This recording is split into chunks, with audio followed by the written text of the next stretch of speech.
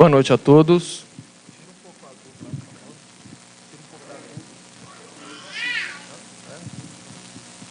Boa noite a todos. Pessoal do fundo, está ouvindo bem? Tá? Tá não? O Elvis lá disse que está baixo. Melhorou? Nem aumentou o volume. Ele disse só tem uma caixa. Bom, pessoal. Melhorou aí? Que a paz do nosso Mestre Jesus seja sempre em nossos corações. O tema da noite, obsessões, veio a calhar porque nos deu a oportunidade de falar sobre uma mensagem que nós recebemos da Mansão do Caminho ano passado ainda, e que assim que ela chegou, eu tive a oportunidade de falar sobre ela nessa casa, mas foi no domingo, que é outro público, que é outro horário.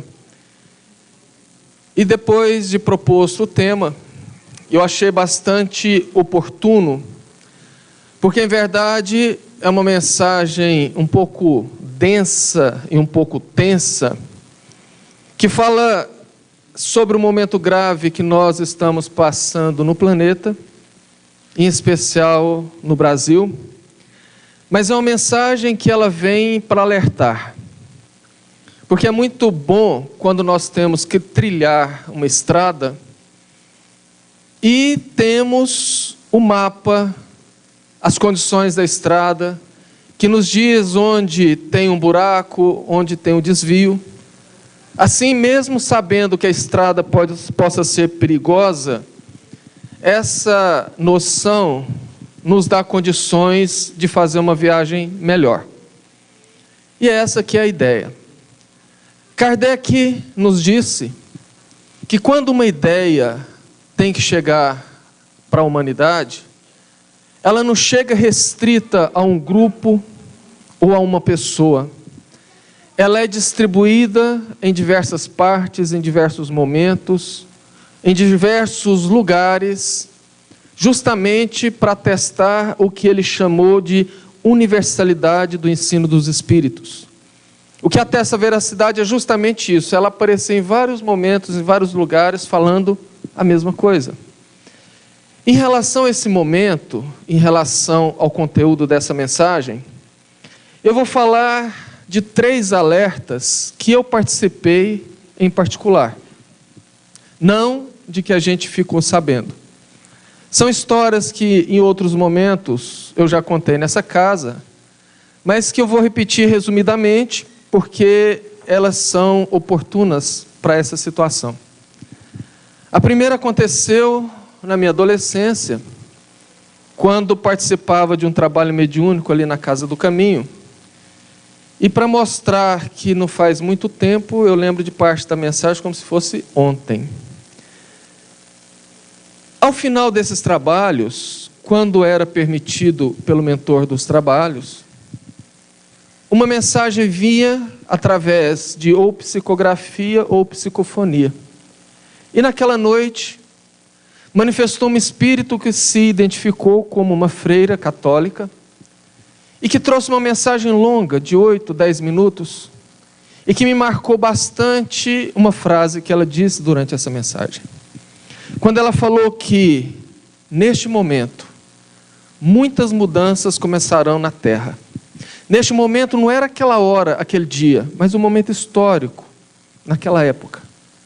Nesse momento, muitas transformações se darão, onde a principal característica será a queda dos impérios, a começar pela Santa Amada Igreja Católica.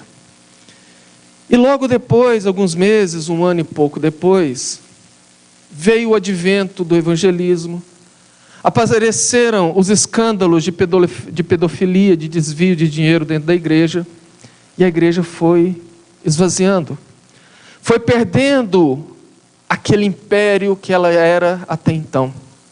E de lá para cá, muitas transformações ocorreram. A quebra dos bancos, através daquela bolha imobiliária nos Estados Unidos, ruindo o grande império econômico.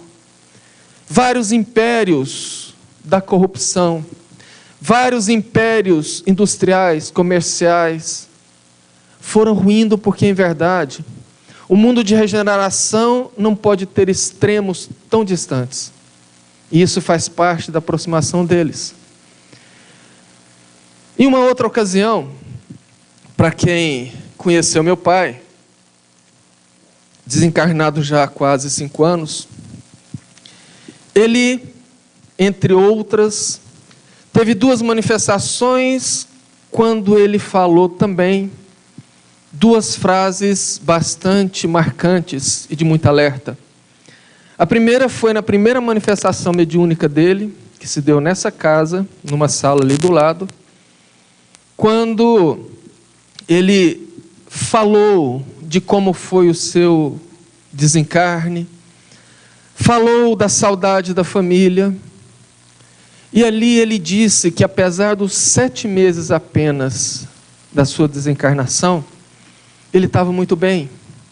Ele fora muito bem recebido por amigos, por parentes, e não sentiu nada apesar da morte, através de uma doença muito cruel, que é a fibrose pulmonar, que vai petrificando o pulmão, até a pessoa perder a capacidade de respirar. E ele disse que não sentiu nada, ele simplesmente adormeceu e acordou no plano espiritual. E ele disse, o passaporte para chegar bem do lado de cá se chama trabalho. Ano passado, no culto da família, cujo culto da família ele havia manifestado nos trabalhos que nós ajudamos ali no albergue durante a semana, e ele pediu para antecipar, porque geralmente o culto na casa da minha mãe é aos domingos à noite, e ele pediu para antecipar para o sábado. Logo depois, a minha irmã que morava fora veio passar o feriado da Semana Santa, o meu irmão mais novo que mora em Goiânia, que não viria, resolveu vir, e aí nós entendemos por que ele pediu para antecipar, para estar a família junta. E foi um culto bastante diferente. Assim que iniciou, ele manifestou dizendo que ele sabe que não é, digamos, recomendável aquele tipo de manifestação em um culto, mas dado a necessidade e a especificidade, ele havia pedido permissão e assim obteve. Ele então deu a notícia dos familiares que estavam lá desencarnados, falou outras coisas e sempre alertando os filhos para a necessidade de não manter a mente vazia, para a necessidade de redobrar os trabalhos, de dedicar ao bem, de cultivar bons pensamentos e boas atitudes e principalmente corrigir os maus pensamentos. E ele disse a frase: porque o mundo estará passando por momentos muito difíceis e só ficará de pé aquele que estiver fortalecido pelo trabalho. Só ficará de pé aquele que estiver fortalecido pelo trabalho. Na verdade, nós já estamos vivendo essa época e não precisa ser muito esperto para observar o momento que o Brasil passa e que sim, nós passamos por uma grande batalha na atualidade. Aquela velha batalha do bem contra o mal, mas sem a visão maniqueísta. Sem a visão do em cima tem que ter o contrário de baixo, do dentro tem que ter o contrário de fora, se tem o bem tem que ter o contrário que é o mal, não se trata disso. Se trata de um momento que o mundo está passando, de uma transformação que ela é muito lenta, que não começou de hoje e nem vai terminar por agora, como muitos imaginam, que essa mudança de categoria de mundo, saindo de um mundo de provas e expiações para um mundo de regeneração, onde o mal não terá tanto predomínio como existe hoje. E é natural nós entendermos que aquele que vai perder o seu domínio, a sua força, a sua preponderância, não entrega isso de graça. Então existe sim grandes resistências, e essa batalha ela acontece nos 2 planos, tanto no mundo material quanto no mundo espiritual, concomitantemente. De um lado, os que querem a manutenção do status quo, os que querem manter o poder, os que promovem todo tipo de corrupção, porque a corrupção não é só essa que a gente vê na política, e os que promovem e se vivem bem dentro do mal. Do outro lado, os emissários de Jesus que trabalham para essa recuperação dessas almas, para essa oportunidade que eles estão e deverão ter, assim como nós outros tivemos e estamos tendo, de também nos regenerar.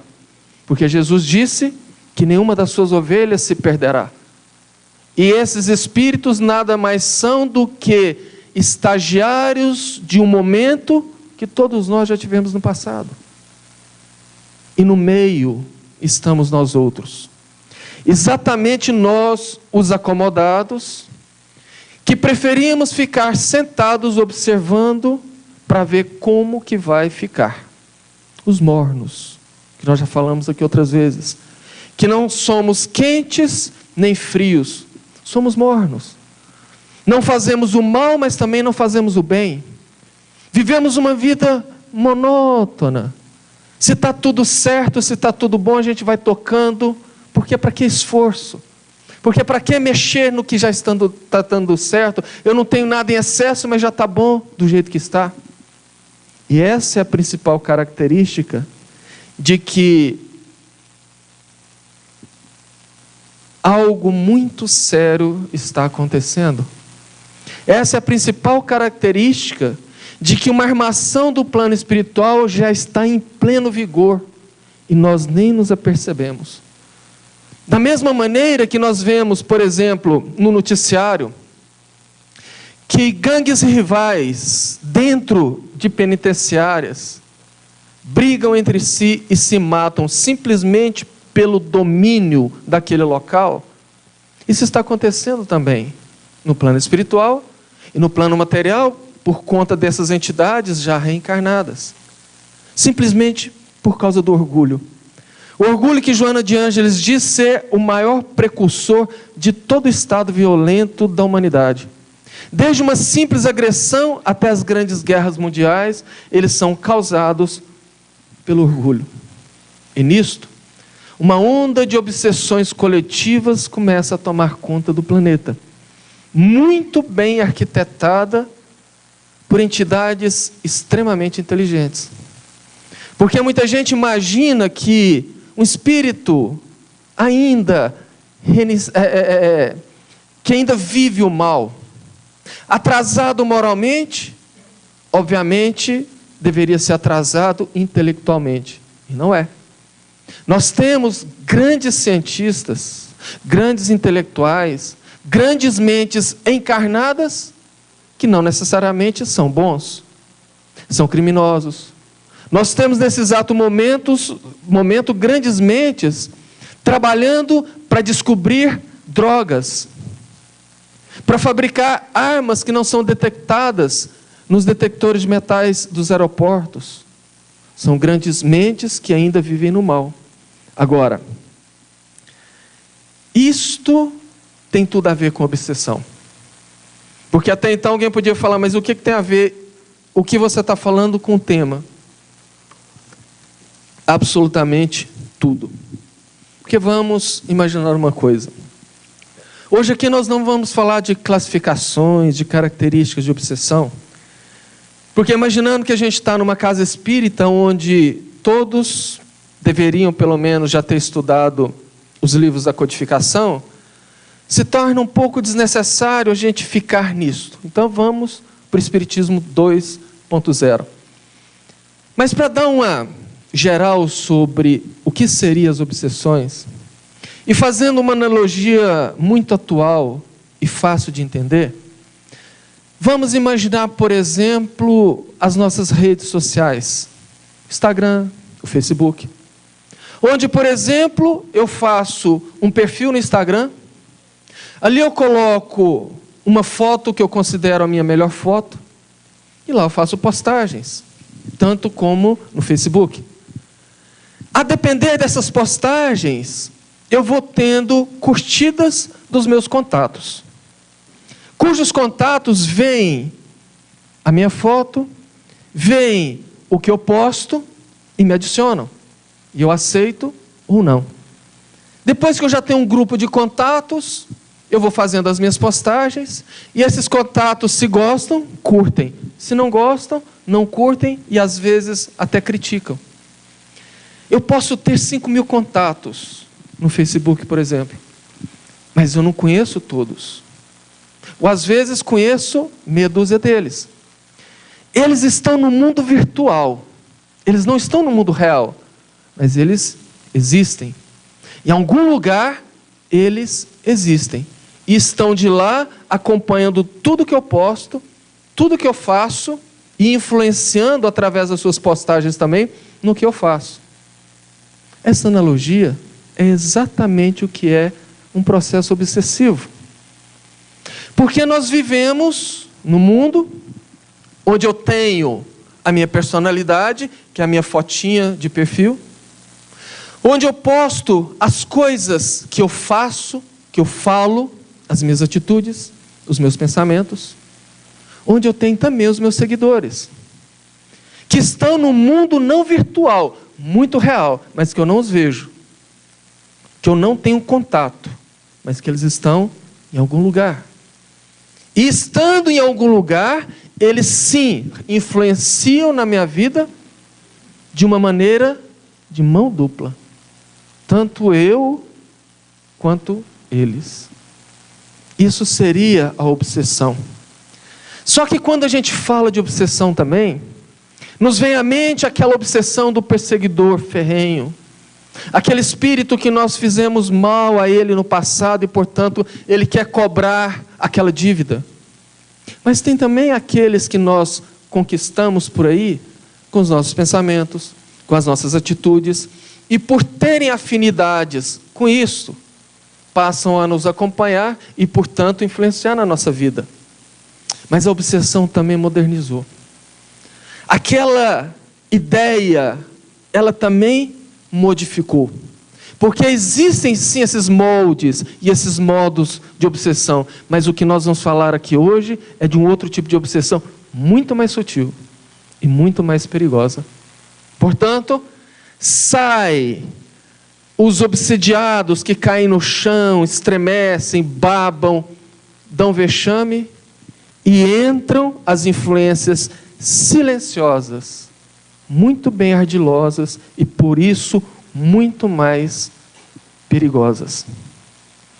Porque veja bem, essas influências espirituais, elas se dão pela atração psíquica, pela sintonia, da mesma maneira que quem estiver nesse exato momento sintonizado na rádio Sintonia do Bem estará ouvindo essa palestra.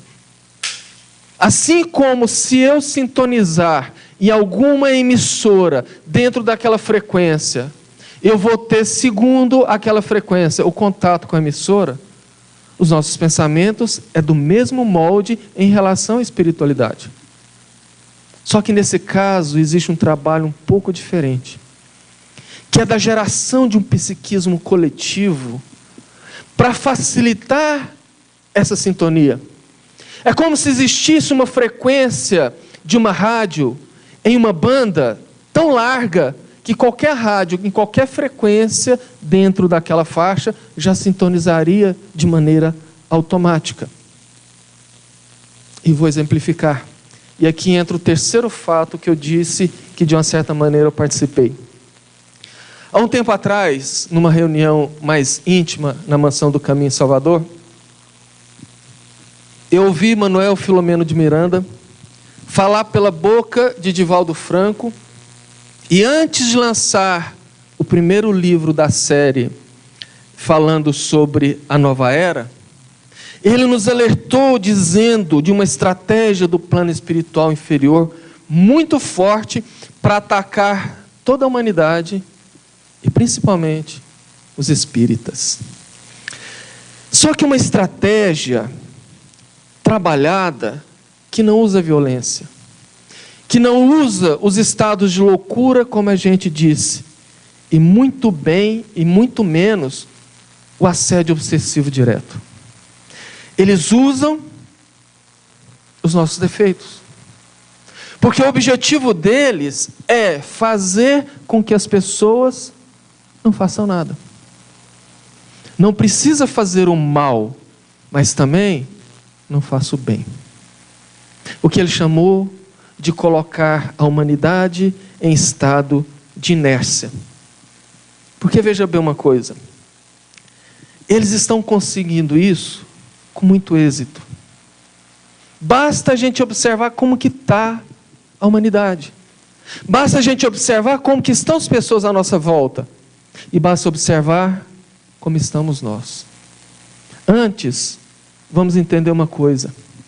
O obsessor não coloca nada dentro de ninguém. O obsessor não faz nada com ninguém aos moldes que alguém fala assim, não, eu caí, eu fiz aquilo, porque eu estava influenciado, eu estava obsidiado, é porque eu sou fraco. Não é isso. O obsessor, ele pega o que nós temos e amplifica. Portanto, se você fez aquilo, você tinha a opção de aceitar fazer ou não, se tivesse sob uma influência espiritual. Mas o Espírito não pôs aquilo em você. Aquilo é seu. Portanto, nós não somos vítimas, nós somos coadjuvantes.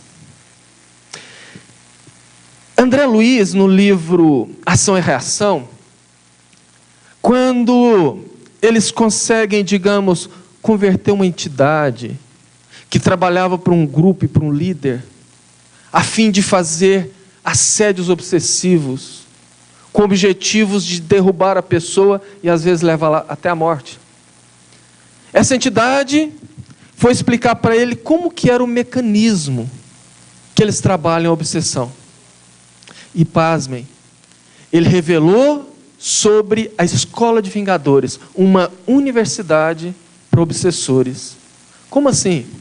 Isso existe? Existe. Aqui no plano material, não existem escolas? Não existem cursos do mal? Existem. Basta você sintonizar os noticiários e você vai ver grupos grandes, como o Estado Islâmico, montando verdadeiras universidades para ensinar o terrorismo. Não precisa ir longe. Na favela do Rio de Janeiro existem grupos que dão cursos para a criminalidade. O plano espiritual é a mesma coisa. Em verdade, o plano material é uma cópia imperfeita do plano espiritual. Portanto, como a morte não modifica ninguém, essas pessoas, ao desencarnarem, continuam praticando os crimes e se aliam àqueles que são iguais.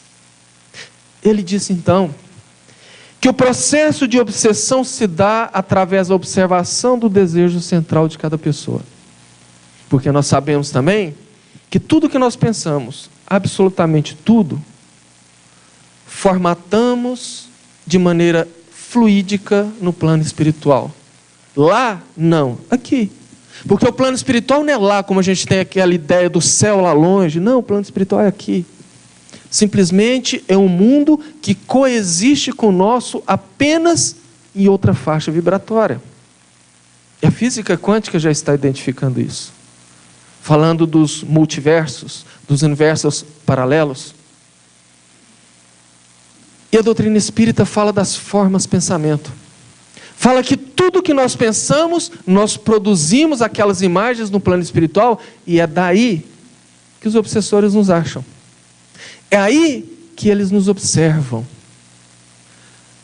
Dentro do que é composto o nosso corpo perispiritual também. Emitimos vibrações que se traduzem em cores, e que um espírito mais treinado bate os olhos e sabe em que faixa que nós estamos. Eles então começam a nos acompanhar em silêncio. Um dia, uma semana, um mês, 2 meses. E a observar o que nós mais pensamos, os pensamentos recorrentes, para descobrir as nossas fraquezas. Então, se eu sou uma pessoa muito ciumenta, eu vou ter os meus achaques de ciúme sempre, e eles vão achar o meu defeito. Se eu sou uma pessoa muito nervosa, eles vão achar o meu defeito. Se eu sou um sexólatra, ele vai achar o meu defeito. Enfim, se eu for desonesto, se eu for isso, se eu for aquilo. Nós formatamos isto. E ao perceber qual é o nosso ponto fraco, é ali que eles pegam. E literalmente, ao ver a chaminha, joga 1 litro de gasolina. É assim que funciona.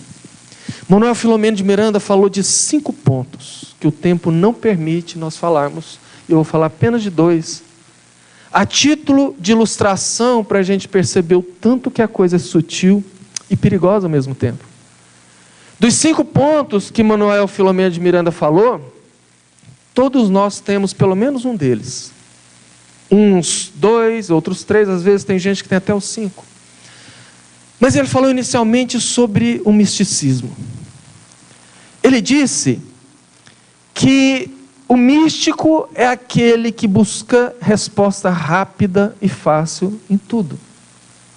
Porque é muito melhor você ser místico e acreditar que você pode conseguir coisas sem esforço do que se esforçar para aquilo.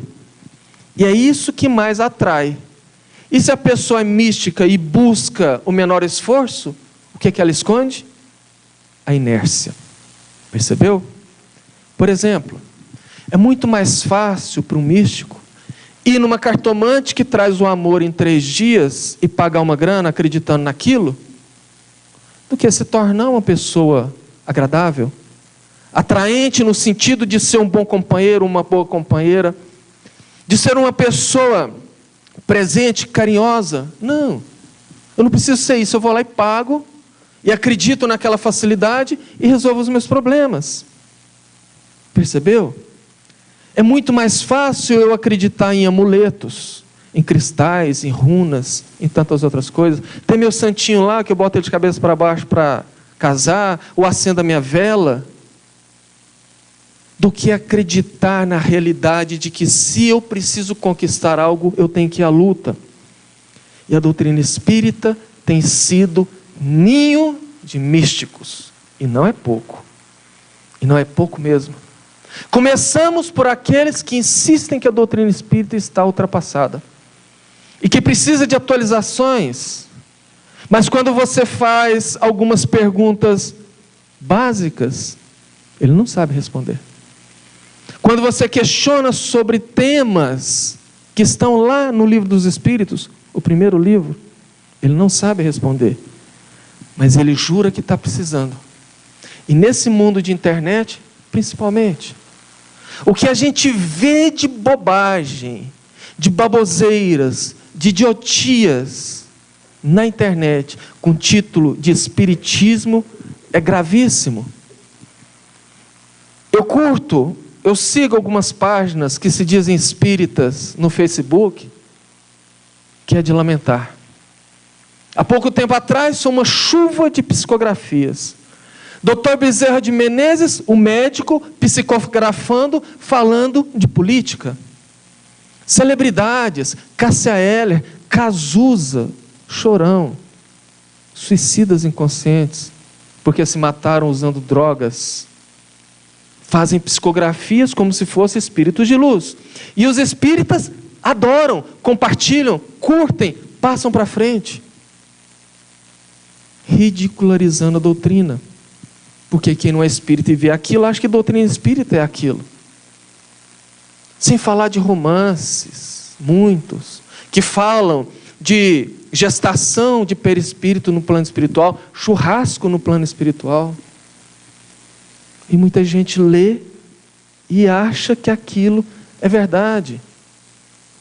E os rituais? Eu viajo muito fazendo palestra, conheço algumas casas, e é de entristecer o que a gente vê por aí. Ainda existem sim casas espíritas que colocam médiuns homens de um lado, mulheres do outro.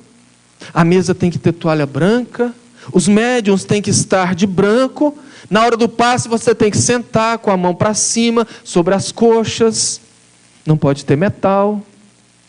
E quem tem marca-passo não recebe? Quem tem amálgama no dente não recebe? E quem não tem os braços para colocar com a mão para cima não recebe? Quem é deficiente físico?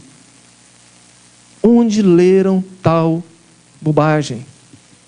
É o misticismo que faz com que essas pessoas insiram na doutrina coisas que não são espiritismo. Reiki, cristais, cromoterapia.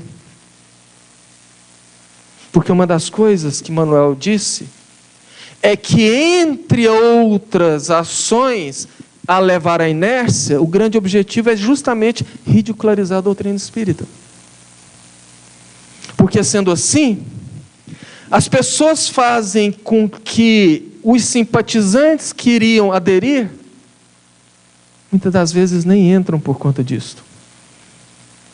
E através do misticismo, através dessas baboseiras, ninguém preocupa em se melhorar intimamente.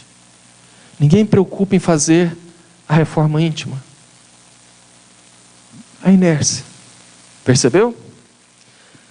O segundo ponto que ele falou é algo que eu tenho certeza que não atinge ninguém dentro dessa sala, que é a preguiça.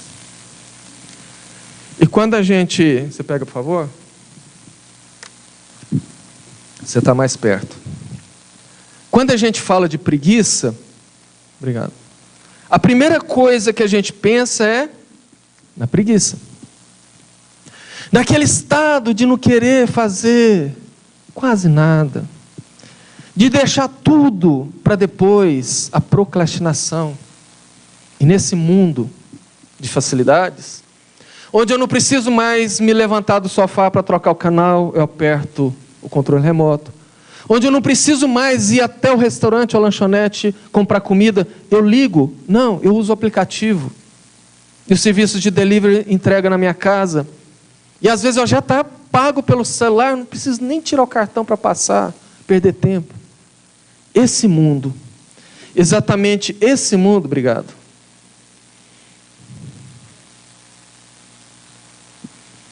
É um mundo favorável para esse tipo de influência que leva à inércia.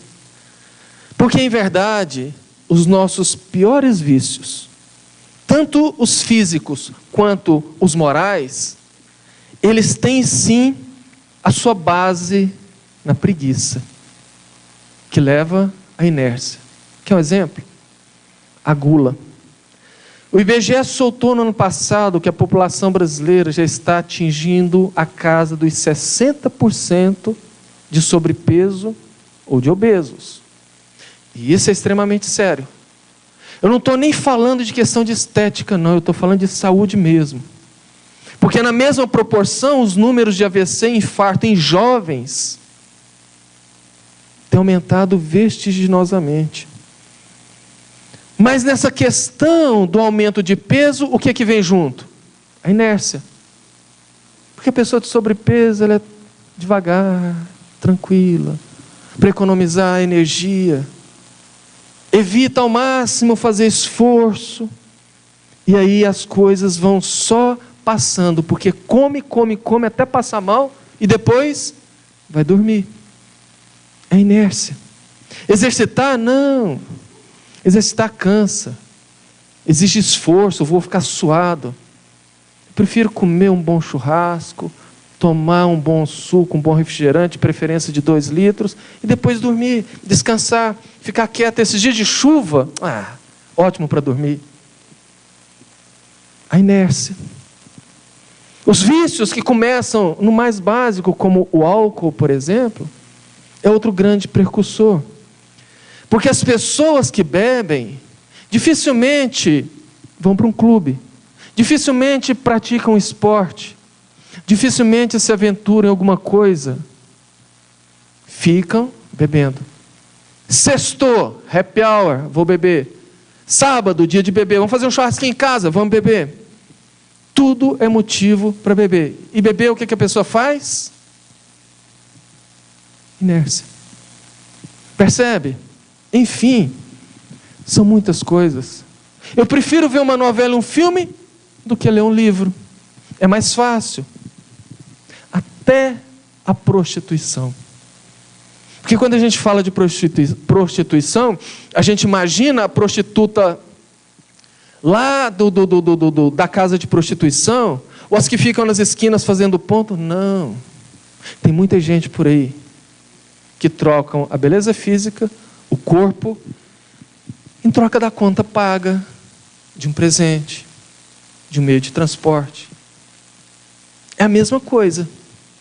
Porque sempre que você troca o seu corpo, principalmente favores sexuais, em troca de qualquer coisa, que receba qualquer nome que você quiser dar para amenizar, é, por definição, prostituição. Para que eu vou trabalhar um mês para ganhar um salário, R$1.500? Se eu faço um programinha com um velho rico aí, ó, que não dá conta de nada, e ele me paga quinhentão em 2, 3 horas. Percebe? E os reclamões? Reclamar é muito mais fácil do que agir, do que mostrar soluções, do que fazer a coisa diferente. É muito mais fácil viver nas redes sociais do que se relacionar pessoalmente. Hoje em dia, até os relacionamentos, eles começam pelo WhatsApp e terminam pelo WhatsApp. Você não precisa nem ter o esforço e o desgaste de encarar a pessoa no tete-a-tete e resolver, não. É a preguiça, é a inércia. Percebe? E que afeta também o lado espiritual. Como eu disse, vou ler livros espíritas, nem livros dos espíritos complicado, tem que pegar dicionário. Não, eu não vou ler não, vou assistir a novela, depois da novela eu leio, aí dá sono, não lê nada. E ao centro então? Tudo é motivo para não ir. Chegou gente, está chovendo, alguma coisa aconteceu, uma visita de última hora, um probleminha em casa, uma indisposição, estou com a cabeça doendo, não vou não. Percebe? Isto é grave. Agora, muita gente acha que ser espírita basta. Que é só assistir uma palestra, ir no centro uma vez, tomar um passe, como se o passe fosse um passe de mágica. E não é. E não é. E nunca foi. Então tudo gira em torno da inércia. Porque o espírita também não está muito disposto a trabalhar. Lembra do meu pai? Que é o trabalho, o passaporte? Não, eu vou no centro. Há 3 anos atrás, 4 anos, eu estava falando ali na casa do seu Ulisses, no centro dele. Casa cheia, tinha lá mais ou menos 150 pessoas ou mais. Assim que eu fui começar a falar, uma senhora chegou, pediu 5 minutos para dar um recado. E ela veio falar em nome do albergue São Vicente de Paulo. E disse, olha, eu sou lá do albergue e eu estou aqui pedindo ajuda. Porque a instituição não tem como pagar muitos funcionários. Existem sim alguns enfermeiros, mas nós precisávamos de voluntários para doar 30 minutos, 60 minutos por semana, para ir lá ajudar a dar banho, ou vestir roupa, ou dar comida. Porque tem idosos lá que levam 20 minutos para comer. Se o enfermeiro leva 20 minutos para dar comida para um, e os outros 59, porque são 60 internos, nós precisamos de ajuda. A casa estava lotada de pessoas que estavam lá buscando ajuda espiritual, buscando auxílio espiritual. Mais de 150 pessoas. Sabe quantas levantaram a mão se oferecendo? Uma pessoa. Percebe, gente? Então, a ideia é essa, é criar um grande psiquismo denso, onde a gente respirando esse ar, vamos entrando. Mas por que os espíritas em particular? Porque a briga destes é contra os cristãos. Porque são espíritos que foram trucidados, acabados por nós, os cristãos, há mais ou menos 1000 anos atrás, quando éramos os inquisidores, os soldados cruzados, que dizimavam, pilhavam, roubavam, matavam, em nome de Jesus. E o trauma ficou. E o repúdio ficou, porque para nós reencarnados 1000 anos pode ser muita coisa. Para quem está no plano espiritual e não sente a terra girando a cada 24 horas, não é tanto tempo assim. E hoje sim, eles não querem aceitar que a terra passe para uma condição melhor a comando do Cristo, aquele mesmo Cristo que para eles acabou com a vida deles. Mas você não respondeu. Por que os espíritas? Simples. Porque as outras religiões cristãs já estão dominados. Basta observar. O dogmatismo, a mentira, a corrupção dentro das outras religiões, a teologia materialista, o desvio do foco de Jesus e de Deus por coisas pessoais já estão dominados. E é disso que fala a mensagem do Divaldo, que eu vou ter que pular algumas coisas aqui, porque o tempo simplesmente não permite. Ele escreve: no dia 4 de abril de 2016, um grupo de mais ou menos 40 espíritos se acercaram de mim e desafiadoramente me disse: hoje começamos uma guerra contra a esperança. Anote a data, porque a partir de agora recrudescerão as dores, multiplicar-se-ão as dificuldades, e aqueles que queiram servir ao Cristo de Deus, como vocês falam, terão que demonstrar. Não serão mais as feras no restrito circo romano, nem o empalamento ou as fogueiras, seremos nós. Estaremos de perto para averiguar a legitimidade do cristianismo e estaremos ao lado de todos vós para poder testá-los as lições que ensinais aos outros. Procuraremos interferir em vossas vidas, porque sois devedores. Não nos sentimos na condição de cobradores, mas de material de laboratório para testar a vossa felicidade. Percebe o cinismo, o sarcasmo? Podeis contar conosco, pois neste momento de transição, as dores que se abateram sobre a terra foram mínimas. É como se a cauda de um cometa passasse a regular distância, provocando alguns leves danos. Mas agora, o cometa se volta em direção à terra para o grande choque. Contai com a nossa guerra. Estamos em batalha e gostaríamos de vê-lo chorando e buscando misericórdia. Gostaríamos de ver a vossa fidelidade ao Evangelho, a começar de ti, Divaldo. Nós te cobraremos cada lágrima, cada sorriso, e veremos até onde irás. E ele faz um comentário. Eu os vi com maior respeito, e falei a um amigo: a humanidade vai passar por uma das suas piores crises, e aguardemos que muitas dores virão até nós. Conclamarmos a uma ética saudável e a vivermos o Evangelho para ajudar o nosso próximo. Viu o que meu pai falou? Só ficará de pé aquele que estiver fortalecido pelo trabalho. O que é o que ele está falando aqui de uma ética saudável e vivermos o Evangelho ajudando o próximo? O trabalho. E falei aos mais íntimos da nossa casa: muito bom ânimo, pois as coisas vão piorar tremendamente. Oremos para evitarmos essas guerras do cotidiano, evitarmos as calamidades coletivas, pois entidades do mal perfilam-se para evitar a chegada na nova primavera. Nós resistiremos e serviremos com alegria, pois estamos a soldo daquele que convidou os servidores da última hora, que mesmo evitado as lágrimas, teremos a luz suave do Mestre, enxugando-nos o suor e os olhos. Não temamos, não desfaleçamos, que tenhamos a coragem de carregar essa cruz invisível, que ela não seja vista, e que os outros não nos julguem pela aparência, pelo sorriso ou pela alegria, mas pelo caráter rígido e pela fidelidade ao bem e ao amor. E aí alguém pergunta: mas vem cá, os espíritas, o Divaldo que está lá amparado pela benfeitora Joana de Ângeles, ligado diretamente a Francisco de Assis, por que não ajudam? Por que não amparam? Muito simples. Amparam sim, ajudam sim, mas não nos carregam no colo.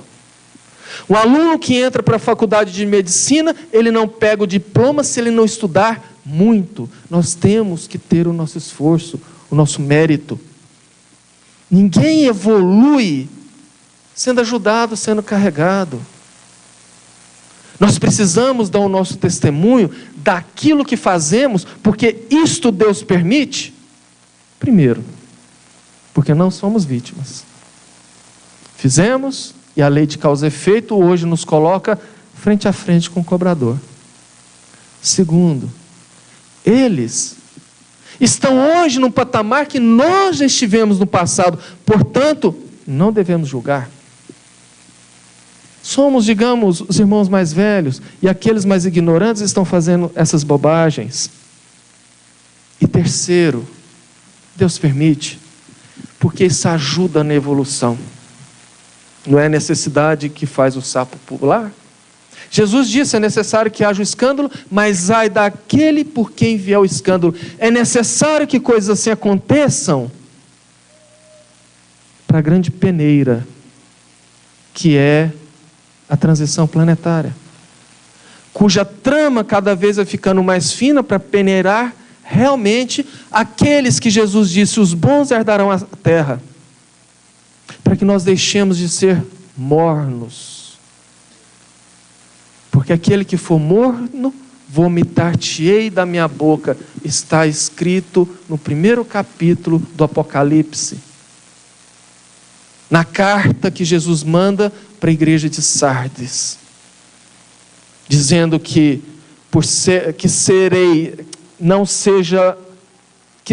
seja quente ou frio, porque se for morno, vomitar-te-ei da minha boca.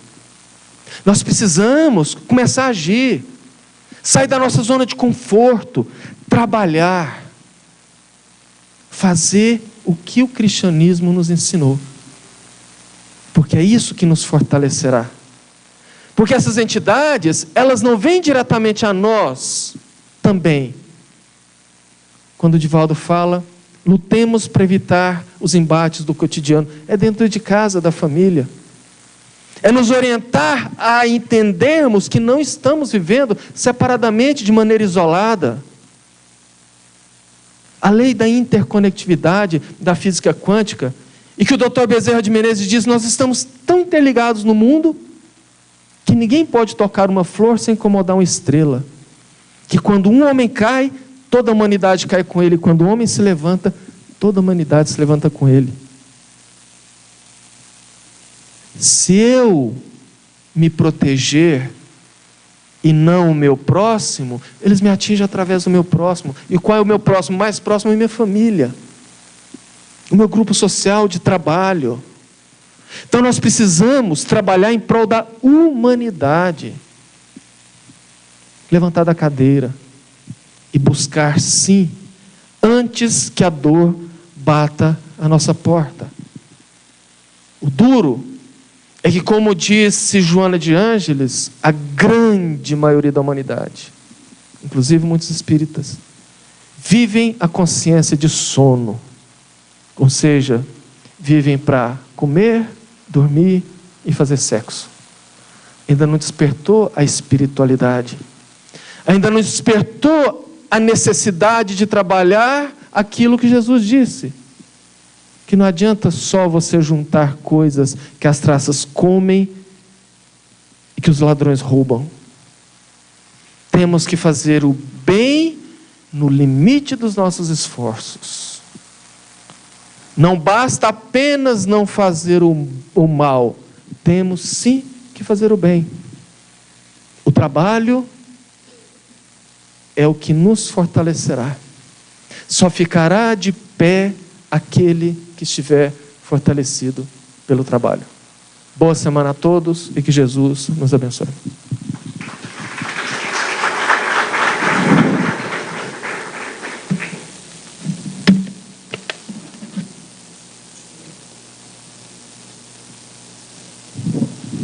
Obrigado, Carvalho, pelas reflexões. Tem aqui um banner, né, avisando do nosso bazar, dia 6. Então, portanto, sábado agora. Quem puder trazer suas doações, ou vir no dia comparecer para trabalhar, ou adquirir algum produto, bem-vindo. E já deixando o recado aqui do Festival do Sorvete, dia 11/11. Então, vamos se programando aí, daqui uns dias, quem já estiver querendo adquirir convites, ingressos, estarão à venda aqui na casa. Esse festival é muito importante para manter as atividades aqui em funcionamento, e na colaboração de vocês é o que a gente conta com isso no dia, tá bom? Então vamos nesse momento nos prepararmos para o momento do passe,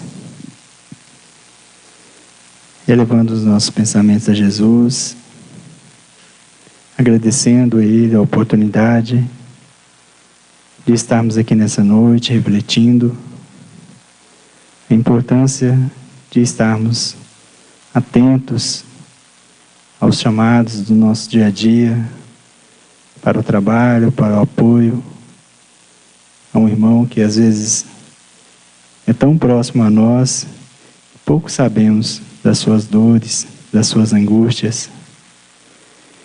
Que Jesus possa aquecer os nossos corações, nos fortalecendo nesse intuito de buscarmos cada dia mais atitudes melhores, atitudes mais condizentes com a moral cristã. E nesse período importante para o nosso país, rogamos tuas bênçãos de luz, de paz, de serenidade para todo o nosso povo, a fim de que possamos eleger,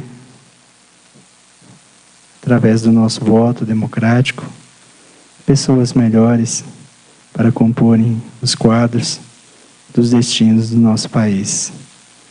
Que todos possam estar sendo amparados e protegidos, para que possamos ter um bom dia de votação e uma boa escolha para os próximos 4 anos do nosso país. Que Jesus ampare e nos proteja, hoje e sempre. Que assim seja.